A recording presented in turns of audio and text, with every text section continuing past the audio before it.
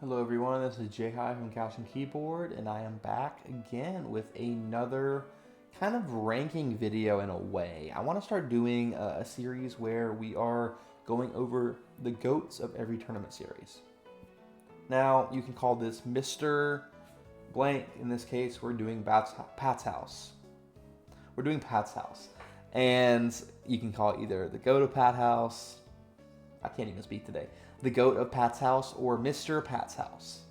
That might be confusing because there's a guy named Pat who used to host a lot of Smash Fest and decided to do a tournament. I mentioned in the other video as a title. I said, thank you, Pat. I mean, Pat has given us a lot of good Smash over the years. Not even always like seen. I mean, those Smash Fests help cultivate a community, bring people together, advance the metagame, all this kinds of stuff. It's really cool. The original was pretty modest. In retrospect, pretty stacked. 111 in singles, and a lot of them playing doubles as well.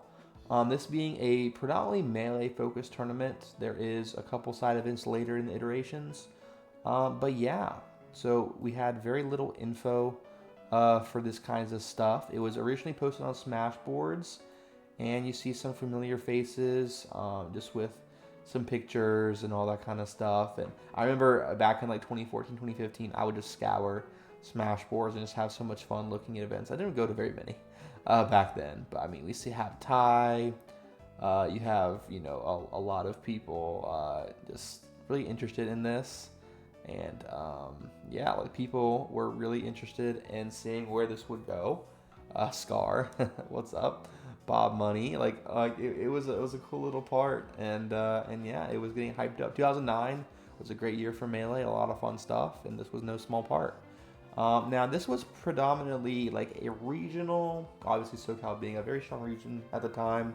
You had NorCal with like Zoo and Silent Spectre and Daryl and a few other people.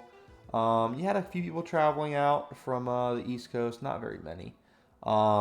Most of them being from like Mexico or Arizona or somewhere on the West Coast of some kind. But yeah, this was still pretty cool. The winners was Mango for both of them, and then G Money also teamed with Mango to win doubles. G Money being from Tri-State, I'm pretty sure, pretty solid Tri-State Marth. They were able to beat Silent Spectre and Tang and beat Zoo's team, and that was pretty cool.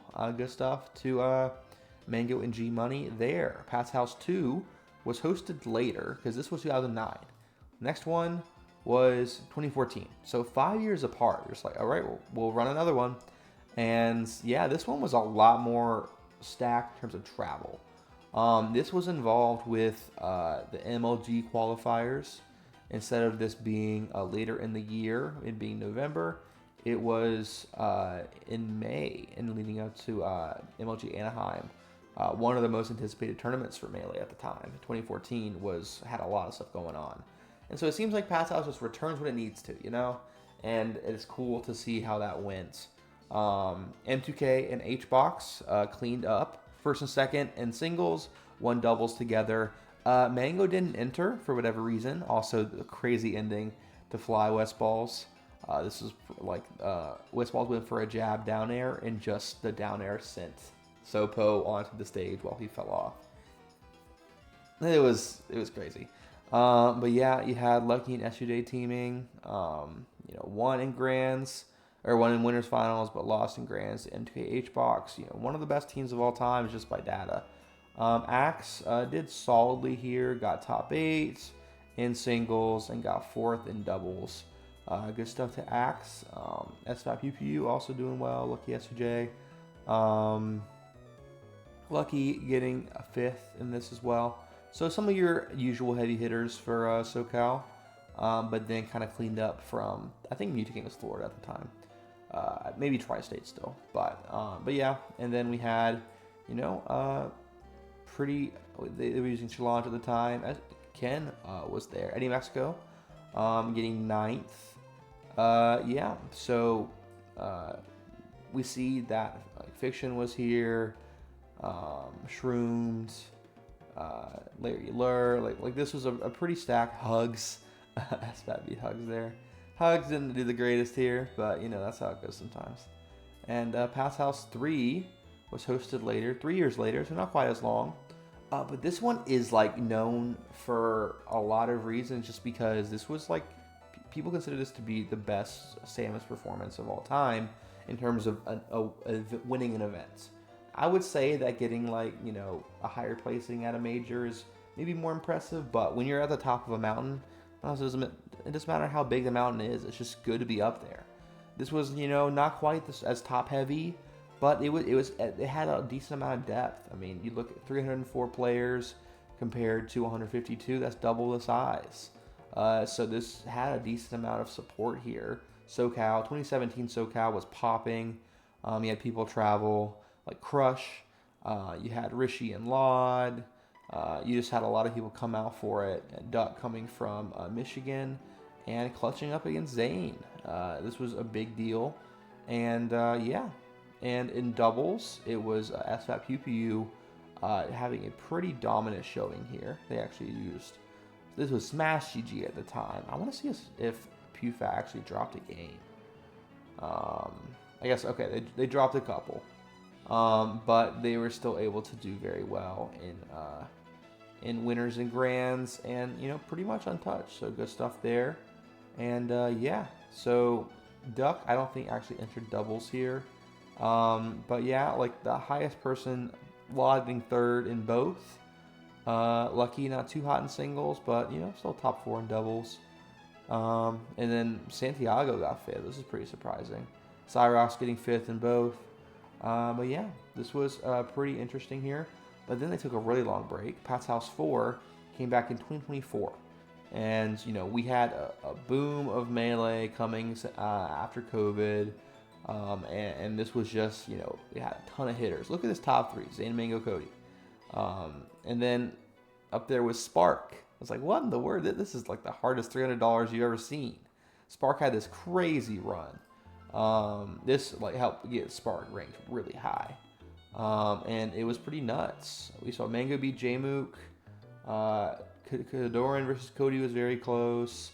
A lot of the top seeds got through. SCJ or Josh Man. And then Meds actually made top 8. Jmook over Axe. So Axe, having a little bit of trouble here. But Spark, losing kind of early, to be expected here. But then beat Malachi and Kadoran, which that's not too surprising. Kadoran does have a Sheik problem at times, but beat Jmook in the Ditto, and then beat Moki. So this was a pretty big deal. I think behind this top 3 is not bad at all. Also, Sensei having a solid run here, almost beating Cody again. But yeah, Pat's House, interesting turnout here in terms of how stacked it was for singles. For doubles, it was like Nut and Vavez, which are more, like they're good players, but this was not quite what you expected here in terms of notoriety for doubles.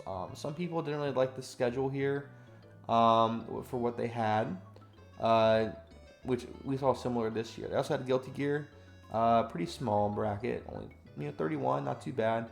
But yeah, this didn't really have that many established players in doubles, but we saw a few people here and there, and now Valdez coming out on top. And then recently there was a rescheduling of Pat's House because there's a little bit of conflict between dates and whatnot. Pat's House 4 being in terms of size, usually they were around like 300, and technically growing every year, I guess, if you want to be nitpicky about it. But yeah, 338 players this most recent year. They were trying to do it yearly, but they had to take it off year. And then this one was pretty interesting. We didn't have Mango, obviously, because of the ban. We didn't have Cody, didn't have Wizzy. So this was a bit of a unique event in terms of who was going to potentially be in contention. I mean, I was really looking forward to this event. Just after Full House, I wanted to see more Melee. They also had Rivals 2. They had Doubles, which was a pretty interesting bracket. HBox was able to win that, but Rap Monster Crudo was able to reset the bracket. Also had Josh Man Aura. But yeah, and so it was really wild in terms of singles, which I did a recap earlier. But we had a lot of top seeds go out pretty early. Josh Man DQ'd. Crudo lost early as a 7th seed. Axe lost early. Chape beats HBox, and so and then Moki lost as well. So the top 8 was 8, 12, and then 2, 3. And then you had Moki being 4, Faust being 16, I believe. Meds being the 11, and Chape being 32, I think. I think 32. Yep, 32 seed. So this was pretty interesting in terms of who made it. One of the most topsy-turvy brackets in terms of results here. And then top 8 going a little bit expected, but still interesting. Rat Monster getting to Grands, but Zane actually beat him in Grands. So pretty notable there. Now, if we're looking at the GOAT of this tournament series, I think we should look at everything that happens. And, you know, there's mainly just you had melee singles and doubles. Like, yeah, Pat's House 4 had Guilty Gear, Strive. 1 through 3 didn't have anything else. 5 had Rivals. You're not going to have a lot of crossover there. So I focused on melee singles and doubles. And when looking at it, I kind of broke this down. And I think that, you know, obviously you have some players doing very good. Zoo getting second in both events for the first one. M2K getting first place in both for the second one. That's very good. Rat Monster getting second here and second in doubles. That's definitely up there. G Money solid here. PPU and SFAT winning doubles. Nut and Vavez winning doubles. HBox Preeminent winning doubles. A few like Eddie Mexico attending, I think everyone. Moki having some good performances. Lucky, kind of hit or miss. Fly Amanita getting third at a pretty top heavy one. SUJ doing pretty good, also getting an HBox win at this past one. But I think that, you know, it's pretty even in terms of event wins and high placings. There's 3 players that have gotten 2 first place and a second place. And that is Zane, Mango, and HBox. Mango winning both singles and doubles at the first one, and then getting second at Pat's House 4. And then you have Zane getting second, first in singles. People kind of hold this against him. I remember in commentary they were kind of teasing him about it. Even when he had won, it was like, dude, come on, like he prevailed over one mid tier, don't run over the other. And then HBox winning doubles and singles at Pat's House 2, and then winning doubles here at Pat's House 5. I think all are impressive, but I'm going to give it to Zane. I think that Zane is Mr. Pat's House. Singles is the biggest event, most stacked event. I love doubles, but I don't think it's quite the same. HBox only winning in doubles, getting second in singles this time. If HBox had won and had 3 wins here, I think there'd be an argument, but I mean, these are stacked events. Mango's wins here was kind of like a super regional type thing, maybe a national, not quite as stacked as some of these other ones. And then M2K had some earlier ones.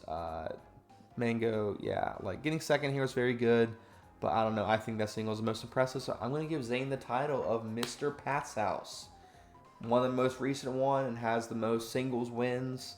I want to see if someone, next time they do it, who knows if they're going to keep trying to do it yearly or if they're going to do it more intermittently and have some breaks. But yeah, it's good to see SoCal Melee back. And even though Mango wasn't always able to defend the region, it was still good to see a lot of these players. And I want to see more good stuff to Pat's House. Let's see Pat's House 6 anytime soon.